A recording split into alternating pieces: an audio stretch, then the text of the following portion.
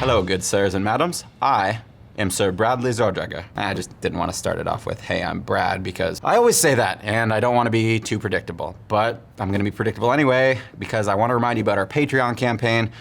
If you contribute to that, you can get this really cool shirt that we put up from renowned metal artist Mark Riddick. This week's episode is brought to you by one of our Patreon donors, Carlos Almeida Jr., all the way from Brazil. He was one of the first viewers to sign up at our Shoutout at the Devil tier. So thank you, my dude. Very fucking cool. This week we have death metal from members of Mayhem, Slipknot, and Dragonforce.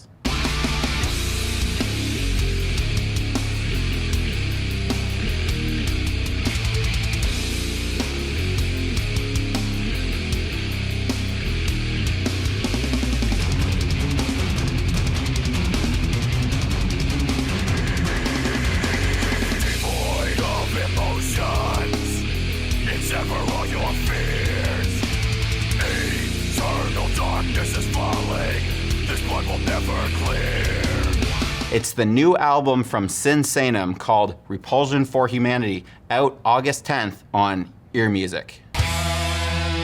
Like I was saying earlier, this band features members of Mayhem. It's got the vocalist Attila, formerly of Slipknot. It's got drummer Joey Jordison, Dragonforce bassist Frédéric Leclercq, but he's actually playing guitar in this band, and Sean Zatorsky of Daath is also on vocals, and then there are a couple other guys who aren't quite as noteworthy. The idea for this band started back in 1998 when Mr. Dragonforce started writing death metal, but they kind of really officially formed a couple years ago in 2016. During that year, they also released 2 EPs, 1 album. The next year, they released an EP. Now this is LP number 2. It's a lot of music for our 6 busy guys. I have lots of feelings about Supergroup, but I'm gonna talk about that later. For now, I'm gonna talk about this supergroup. First of all, something worth mentioning is that Attila is not really on this album. Apparently he does some backing vocals, but for the most part, it's Sean from Daath. And he does an excellent job here, to be honest with you. A lot of time there's those double-tracked vocals that Behemoth use a lot in Demigod, which just sound inhuman and just really fucking cool, although I was gonna say although they can't pull it off live, but if they have 2 vocalists live, I guess they can pull it off live, so good for them. Also, there's a lot of gargly kind of parts in the action. It's not like in my Exhumed review where it was just like one like intense gargle throughout. It's kind of got that like wet, swampy, grimy, underwater tone that Morbid Angel have in Where the Slime Live. I just mentioned Behemoth. I'm also gonna mention Vader because seemingly these dudes really wanna be Polish here. The opening track, it's pretty straight ahead blast fest, you know, death metal, a little bit of blackened death metal going on. In the vein of Vader, Behemoth, it's straight ahead, but I like blast beats, so that doesn't bother me. And I can prove that they sound Polish. Just check out this clip.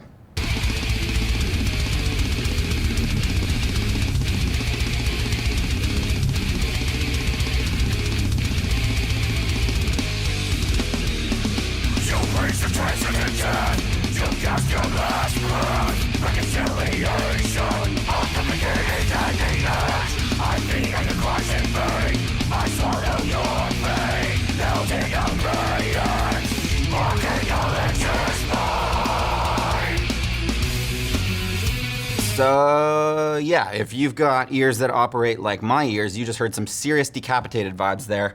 I like how the riff repeats. At first it's going through with blasts, and then when it comes back around, it's barely hanging on with these like bends, the strings just being pulled down, but it just keeps going. And then you should hear like the melodies, the leads, the solos that come after this. That's a huge highlight of this album. I mean, I'd say that it should be expected because Homeboy's from Dragonforce, but he plays bass in Dragonforce, so he's not writing shredding solos there, but he's writing shredding solos here, apparently. But I'm not gonna play clips of those because I don't feel like I can really encapsulate that feeling in like 20 seconds. So just listen to the album, and whenever there's an instrumental shredding section, chances are it's pretty cool.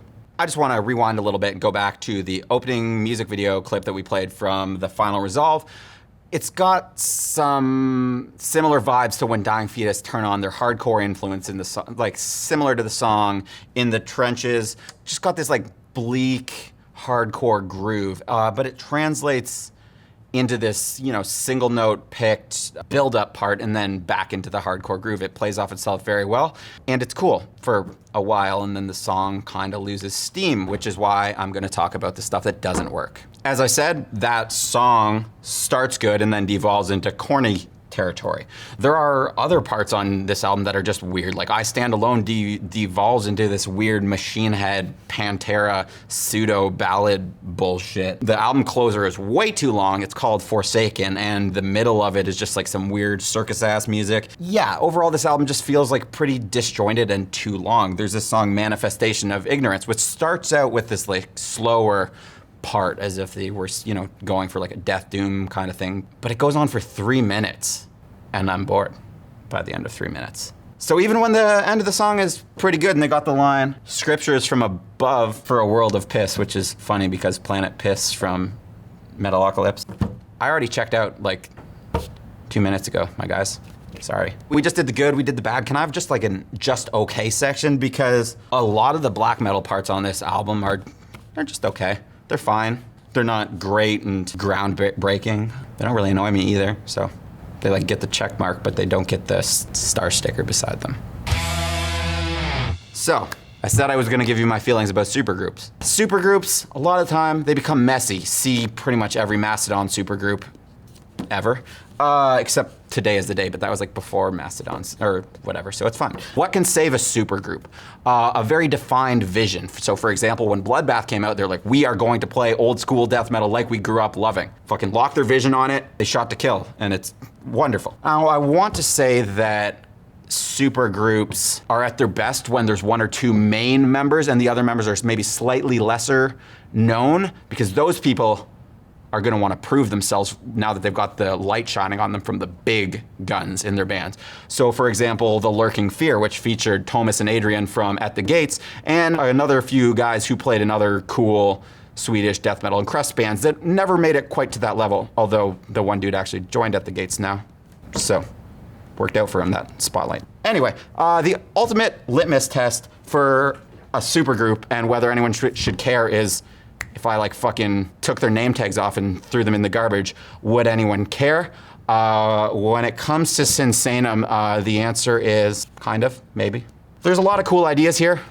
A lot of them are executed well. There's a lot of dead space where you just kind of get bored and the band just kind of doesn't seem to know what they're going for.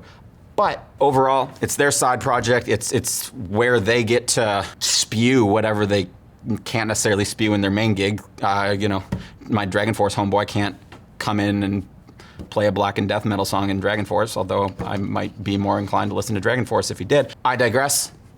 SINSAENUM. It's okay. It's not great, it's not bad. I'm gonna split the difference. Give this album, SINSAENUM Repulsion for Humanity, 2.5 skulls and a gold star sticker. So, that's your review. Please don't forget to subscribe, hit the bell for notifications, leave comments, leave a thumbs up. Go to BangerTV.com, leave your own skull rating. Now I'm gonna shut up about this and I'm gonna get to my recommendations. Couple new releases for you to check out. Era putting out a new one on Sumerian. It's like genty metalcore stuff. Sinea is putting out a new one. They're like an all-female thrashy death band from Brazil. Hey, shout out Carlos again. Yeah, Blaine told me that I had to shout that one out or he'd hotbox my bedroom and I'd break edge, so fuck that. I'm just gonna shout it out. Sinea, check it out. Anyway, now on to what I wanna talk about. Unloved by Frontier, which is just this mindfuck of a mathcore band with a little bit of like, you know, Meshuggah elements. Kind of like if Carbomb took their fucked up tech metal shit and flipped the formula, made it a little bit more flashy, chaotic, and then they, you know, threw in some weird electronic elements just because. This came out a couple weeks ago, but because they're from Scotland, it would probably take about 2 weeks for it to get over here by boat anyways. I'm gonna fucking shout it out. Fuck it. Other one, Punishment in Flesh by Innumerable Forms. It's like cavernous, cool-ass death metal from members of, oh god, this is a fucking list. Genocide Pack, Red Death, Power Trip, Mammoth Grinder, Iron Age, Impalers, Hatred Surge, Iron Lung, Gehenna, Mind Eraser, Summerlands, Boston Strangler, The Rival Mob, Mental, Righteous Jams, No Tolerance, World War IV, and more. So yeah, basically it's a who's who of metal and hardcore. You should check it out. It's Profound Lore. They're based in my hometown. Well, it's Chris. Good guy. Check that shit out. See you later.